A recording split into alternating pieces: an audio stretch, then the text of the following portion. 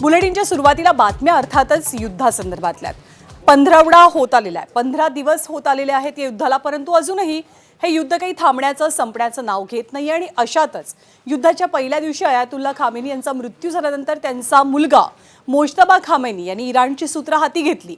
पण याच Mojtaba Khamenei यांच्याबद्दल उलटसुलट चर्चांना आता ऊत आलेला आहे। अमेरिका इस्रायलचे दावे प्रतिदावे पाहायला मिळतात।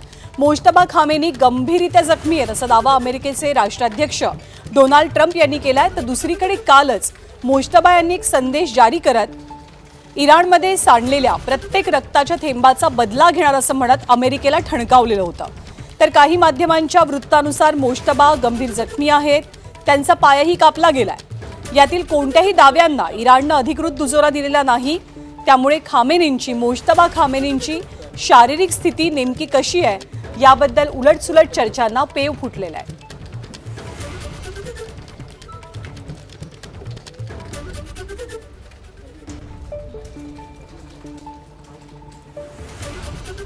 आणि इस्रायलनं अमेरिकेच्या मदतीनं इराणवरती हल्ले चढवले आणि याच इस्रायलचे राष्ट्राध्यक्ष बेंजामिन नेतन्याहू यांनी सुद्धा आता इराणला एक प्रकारे इशारा दिलाय। हा इशारा आहे मोज्तबा खामेनी यांच्या संदर्भातला। मोज्तबा खामेनी हे फार काळ जिवंत राहू शकणार नाहीत, त्यांच्या जीवाची कोणती हमी नाही या शब्दात नेतन्याहूंनी एक प्रकारे धमकी दिली आहे। इराण विरोधातील अमेरिका आणि इस्रायलचं संयुक्त लष्करी अभियान अपेक्षेपेक्षा अधिक यशस्वी ठरलंय असा दावाही नेतन्याहूंनी केलाय। दरम्यान खामेनी आणि हिजबुल्लाचे नेते नईम कासिम यांना लक्ष्य करणार का असा प्रश्न विचारला असताना नेतन्याहूंनी दिलेलं उत्तर लक्षवेधी आहे। कोणत्याही दहशतवादी संघटनेच्या नेत्यांसाठी लाईफ इन्शुरन्स पॉलिसी घेणार नाही या शब्दात त्यांनी लक्ष्य केलंय।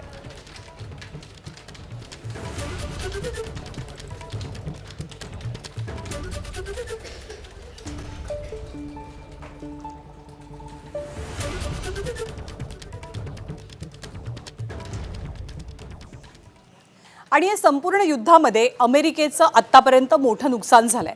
कालच आपण बातमी पाहिलेली होती की अमेरिकेनं 10 दिवसांमध्ये 83,000 कोटी रुपये या युद्धापायी खर्च केले। तर दुसरीकडे अमेरिकेचे 11 सैनिक या युद्धामध्ये मारले गेल्याची माहिती सुद्धा मिळते।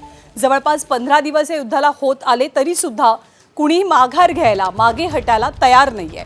काल इराकमध्ये विमान दुर्घटना घडली ज्यामध्ये 4 अमेरिकन सैनिकांचा मृत्यू झाला। तर 1 मार्चला कुवेतमधल्या अमेरिकन तळांवरच्या हल्ल्यात 6 सैनिक मारले गेले। अमेरिकेच्या हल्ल्यांना इराणकडनं जोरदार प्रत्युत्तर मिळतंय। दरम्यान या युद्धात आतापर्यंत 1444 इराणी नागरिकांचा बळी गेल्याची माहिती आहे।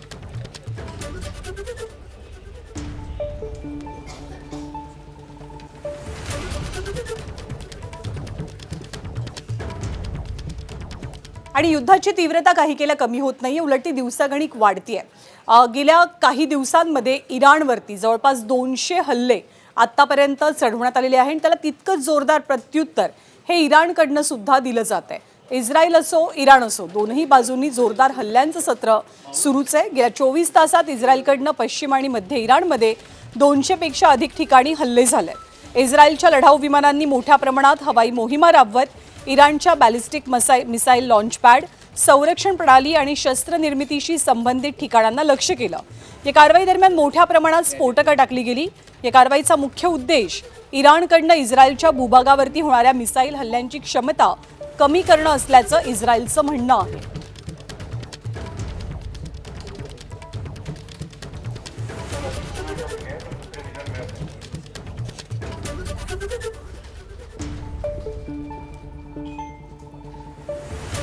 आणि एकीकडे इस्रायलकडनं इराणवरती हल्ले केले जात असताना इराण सुद्धा मागे नाहीये। इराणनं थेट दुबईवरती हल्ला केल्याची माहिती मिळते आहे।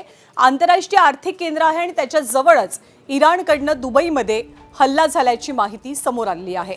इराणकडनं सुद्धा अमेरिकेच्या लष्करी तळांवरती हल्ले चढवले जात आहेत।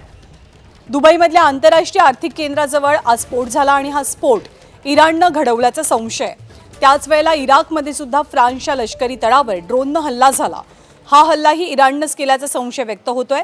या हल्ल्यादरम्यान 6 सैनिक जखमी झाले। इरबिल विमानतळाजवळच्या लष्करी तळावरती हा हल्ला केला गेला।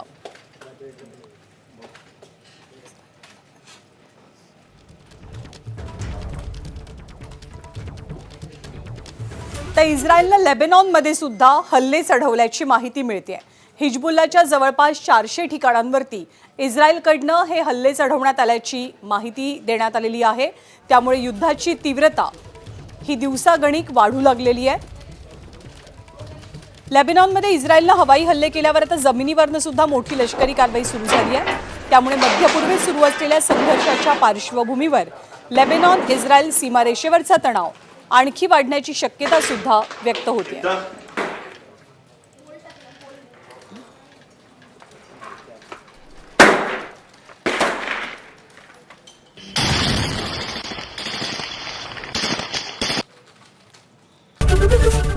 एबीपी माझा, उघडा डोळे बघा नीट।